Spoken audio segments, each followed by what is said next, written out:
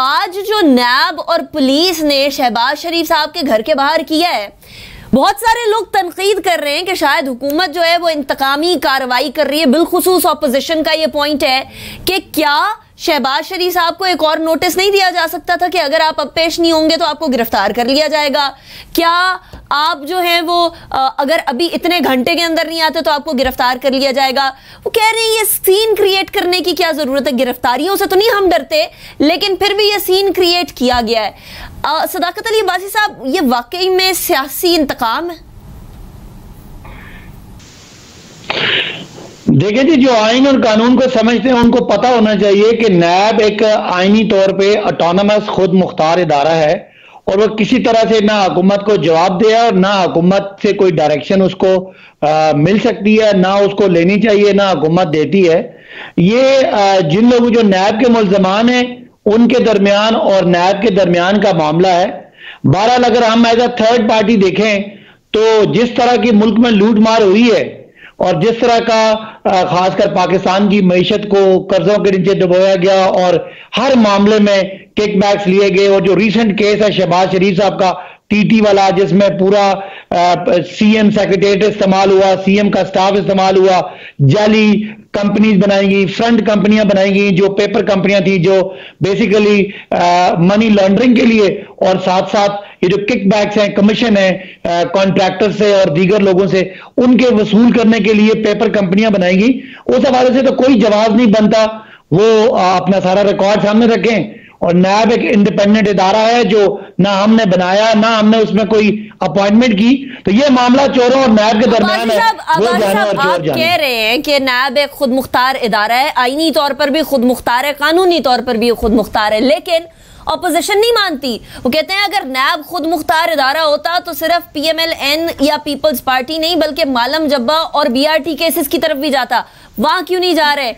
Opposition यहां तक कहती है कि तमाम की तमाम डोरे हुकूमत के पास हैं। अगर वाकई में हुकूमत ने कानून में तरमीम करके इसको एक ऑटोनमस इदारे के तौर पर, एक न्यूट्रल इदारे के तौर पर करना होता तो इसके अंदर वो तरामीम होती जो कि नैब को वाकई में कंट्रोवर्सी से हटा देती।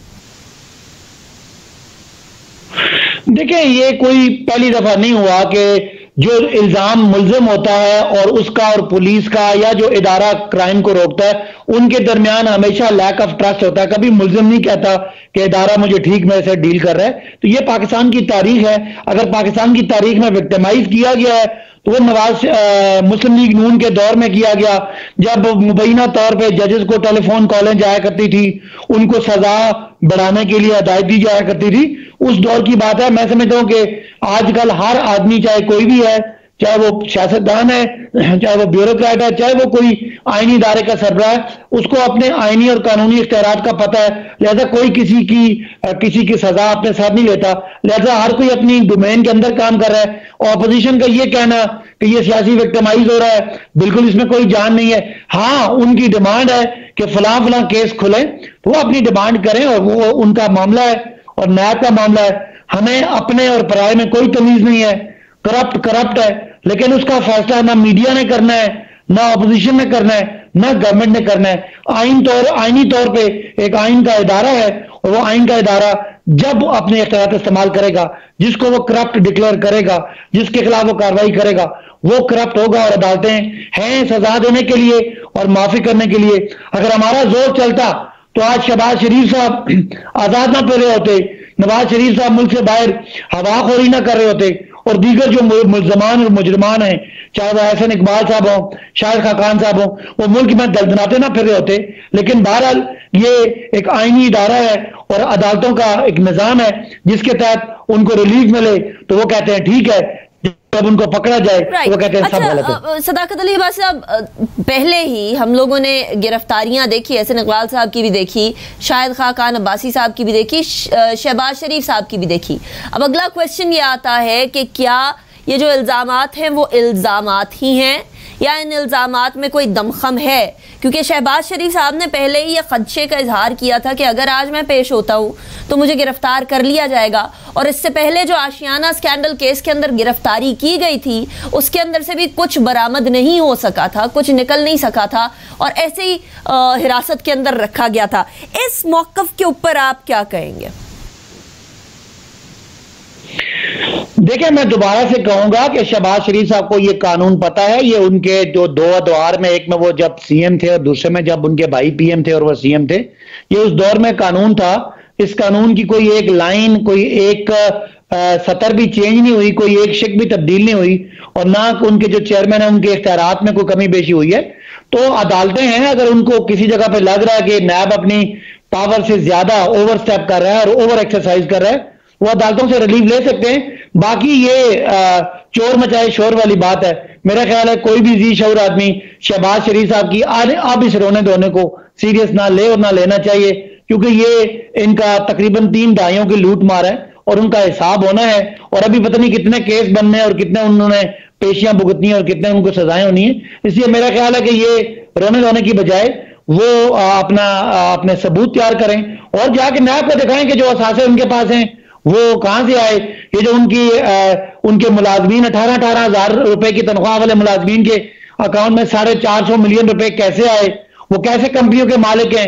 एक तरफ वो शहबाज शरीफ साहब की मिलों में मुलाजिम है और साथ साथ वो बड़ी बड़ी कंपनियों के मालिक हैं। तो क्या ये आपको समझ नहीं आ रहा कि एक आदमी जो किस कंपनी का मुलाजिम हो, उसके नाम पे एक कंपनी भी खुली हो और तनख्वाह उसकी 18,000 हो और उसके अकाउंट में करोड़ों रुपए आ जा रहे हो, तो ये सारे करप्शन लूट मार के पैसे हैं जिनको जाली कंपनियों को सेल दिखा के ये कारोबार करते रहे और इन्हीं में टीटीज गिरती हैं, बाहर से पैसा आता है। तो और क्या चाहिए कौम को दिखाने के लिए कि इस कौम के साथ कितनी लूट मार हुई है।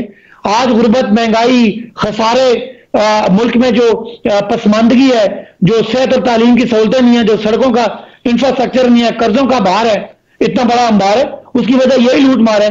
लिहाजा कौम के सामने ये बेनकाब हो रहे हैं, इनका रोने धोने पे मेरा ख्याल है। अच्छा, कह रही हैं सदाकत अली अब्बासी साहब के एक तस्वीर आती है नवाज शरीफ साहब की और हुकूमत के अंदर, चाहे वो सूबाई हुकूमत हो, विफाकी हुकूमत हो, एक अजीब ही इस्तराब पैदा हो जाता है। ये जरा बता दें ये इस्तराब क्यों पैदा होता है? तस्वीर